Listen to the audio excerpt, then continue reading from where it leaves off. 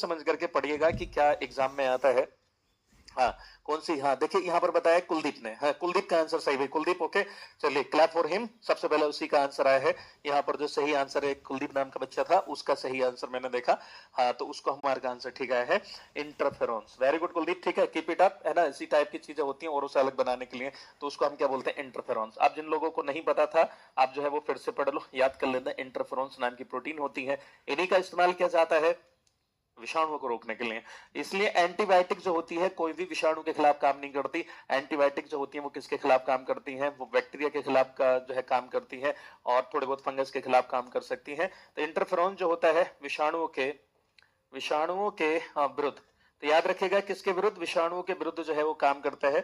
विषाणुओं के विरुद्ध जो है ये मेडिसिन में भी होता है, याद रखेंगे।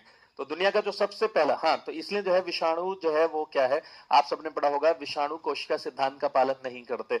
विषाणु इसलिए जो है कोशिका नहीं है, इसलिए आप इनको मार नहीं सकते। विषाणु कोशिका सिद्धांत का पालन नहीं करते हैं, इसका मतलब यह है कि कोशिका सिद्धांत को पालन क्यों नहीं करते हैं, क्योंकि अपने आप में खुद ये जो है सेल है ही नहीं। क्या है, तो कोशिका सिद्धांत का पालन नहीं करते हैं, पालन नहीं करते हैं, कोशिका सिद्धांत का पालन ये बिल्कुल नहीं करते। याद रखेगा, एक कोशिका सिद्धांत था जो दिया था किसने, स्लाइडेन एंड स्वान ने, और उसके बाद में एक साइंटिस्ट और हुए थे जिनका नाम था रुडोल्फ विर्चाउ। ठीक है, हाँ उन्होंने दिया था। समझ में आ रही बात ये, चलिए वेरी गुड। हाँ, दुनिया का सबसे पहला जो वायरस था जिसको खोजा गया था वो टीएमबी था। टीएमबी को बोलते हैं आप टोबैको मोज़ेक वायरस, है ना। टीएमबी को आप क्या बोलते हैं, टोबैको मोज़ेक वायरस। इसका नाम होता है टोबैको टोबैको मोज़ेक वायरस। तंबाकू जो होता है उसमें चितेरा रोग लग गया था, तो याद रखिएगा टोबैको मोज़ेक वायरस दुनिया का सबसे पहला जो विषाणु है, और इन्हीं को विषाणु को कहा जाता है सजीवों तथा निर्जीवों के बीच की संयोजक कड़ी, है ना। तो इन्हीं को आप क्या बोलते हैं, विषाणुओं को सजीवों तथा निर्जीवों के बीच की संयोजक कड़ी भी कहा जाता है। विषाणुओं को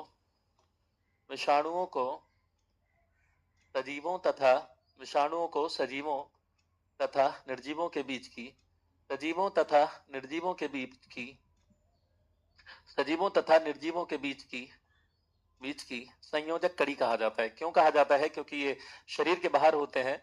तो मान करके चलिए कि ये ऐसे एक्ट करते हैं जैसे धूल मिट्टी के जैसे, यानी निर्जीव के जैसे रहते हैं।